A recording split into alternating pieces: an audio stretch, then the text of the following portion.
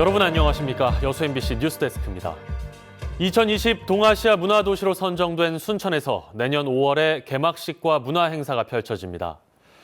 순천시는 중국 양저우시, 일본 기타 큐슈시와 공동으로 내년 동아시아 문화도시로 공식 선정된 가운데 내년 5월 1일 순천만 국가정원에서 개막식과 함께 다양한 문화, 전시, 학술 행사를 개최할 계획입니다.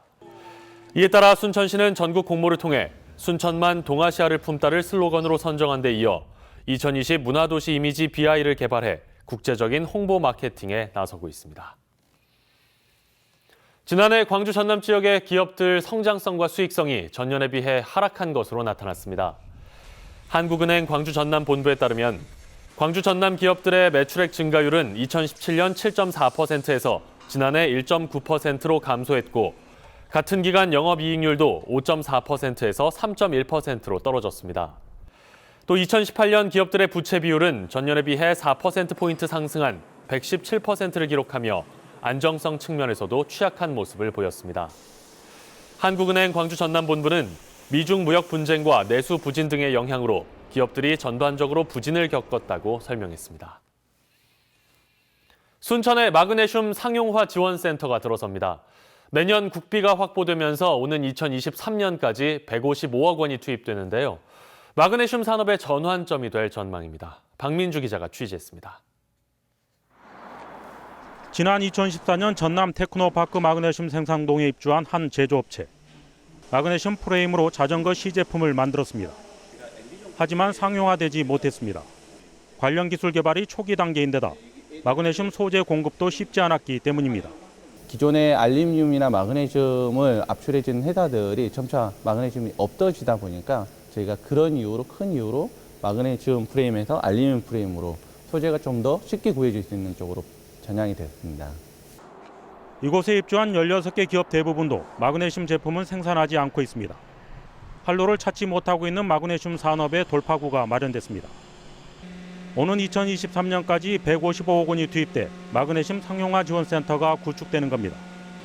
첫 관문인 내년도 국비 18억 4천만 원이 국회를 통과해 순차적으로 예산 투입이 가능해졌습니다. 마그네슘 상용화 지원센터가 들어서면 중소기업의 마그네슘 가공 기술 지원이 가능할 전망입니다.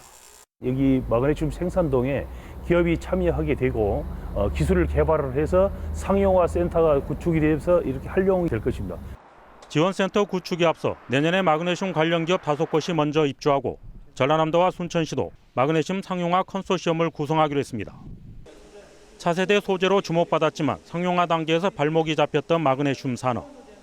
국비 확보를 계기로 전환점을 맞고 있습니다. MBC 뉴스 박민주입니다. 기부금 횡령 등의 의혹이 불거져 몸살을 앓았던 순천만 세계동물영화제가 존폐의 기로에 섰습니다. 전남영상위원회에 따르면 순천시 의회가 순천만 세계동물영화제의 경우 기대한 만큼의 성과를 얻지 못한다는 이유로 내년 예산에 동물영화제 준비 예산 7억여 원을 전액 반영하지 않기로 했습니다. 이에 따라 내년 영화제는 열리지 않을 가능성이 커졌으며 영상위는 내후년인 오는 2021년에 영화제의 주제를 동물에서 생태, 평화로 확대해 준비하는 방안을 검토하고 있습니다. 다음 달 중순 고로쇠 수액 채취를 앞두고 본격적인 준비 작업이 시작됐습니다.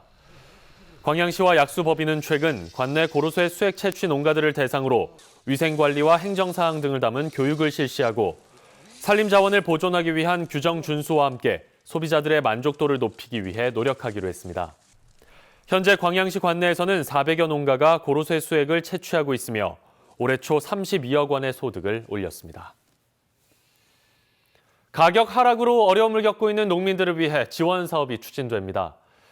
광양시 의회는 최근 본회의에서 농산물 가격 안정 등에 대한 조례안을 의결하고 앞으로 관내 농산물 가격이 최저가격 이하로 떨어지면 차액을 지원해 농가 경영에 도움을 주기로 했습니다.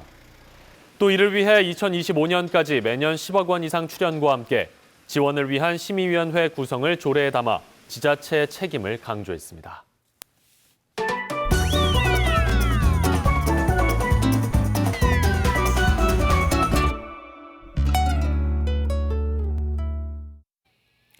이제 곧 성탄절입니다. 괜히 들뜨고 설레는 요즘인데요.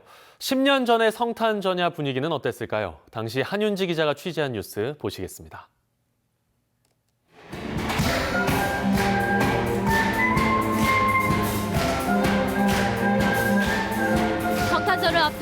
작은 음악회가 열렸습니다. 크리스마스에 빠질 수 없는 캐롤도 성당 한가운데 울려 퍼집니다. 음악과 시와 함께한 시민들은 올 한 해를 조용히 정리하고 다가올 새해를 기다립니다. 이제 프로그램이 이제 다른 것보다 좀 새로워서 좋았고요. 뭔가 좀 따뜻한 연말 분위기가 나서 좋았어요.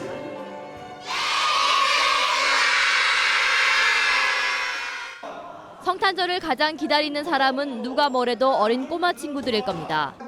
갑작스러운 산타의 등장에 아이들은 시선이 한 곳에 집중됐습니다. 올해 어떤 착한 일을 했었나? 5살 민선이도 받고 싶은 선물을 조심스럽게 말합니다. 하트라고 곰돌이 받고 싶어요. 받을 만큼 착한 일 많이 했어요? 잘 모르겠어요. 성탄절에 가족과 함께 먹을 케이크 만들기가 한창입니다. 잘 구운 빵에 생크림을 바르고 그 위에 과일과 모형 인형을 얹으면 어느덧 먹음직스러운 케이크 하나가 완성됩니다. 처음 치고는 잘 맞는 것 같고요.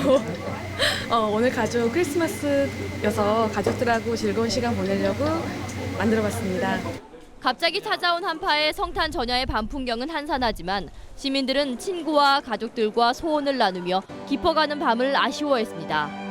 My family and friends back home to be well as everyone in Korea to have a safe, happy Christmas, and for the tensions between North and South Korea to relax. 시끌벅적한 송년 파티든 조용한 음악회든 시민들은 크리스마스에 각자의 나름의 의미를 부여하며 뜻깊은 연말을 보내고 있습니다. MBC 뉴스 한윤지입니다. 예, 다가오는 크리스마스에 여러분 모두 사랑하는 사람들과 함께 따뜻한 온기 나누시길 바랍니다. 다음 뉴스입니다. 경전선 전철화 사업이 추진되면 빛가람 혁신도시에 광역 전철역이 들어설 전망입니다. 전라남도에 따르면 정부의 예비 타당성 재조사를 통과한 경전선 광주 순천 구간 전철화 사업에 중간 경유지로 나주 혁신도시가 포함됐습니다. 내년 착공에 2025년 준공 예정인 경전선 전철화 사업이 완료되면 혁신도시와 광주 송정역 구간을 승객들이 전철을 타고 이동할 수 있게 됩니다. 고흥우주천문과학관이 오는 26일 부분일식 특별관측회를 운영합니다. 고흥우주천문과학관은 오는 26일 부분일식 현상 관찰을 위해 특별관측회를 진행하기로 했습니다.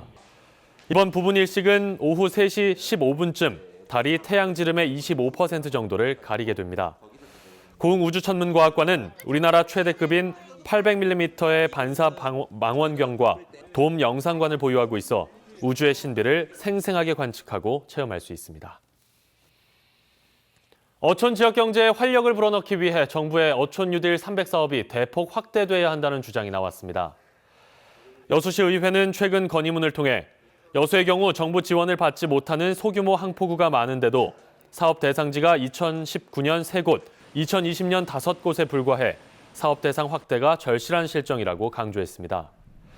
그러면서 시의회는 전국적으로 사업 대상을 300곳에서 600곳으로 확대해 해상교통시설을 현대화하고 안전시설을 대폭 보강해야 한다고 주장했습니다. 고흥의 국가어항인 풍남항과 시산항 정비 사업이 순조롭게 진행되고 있습니다.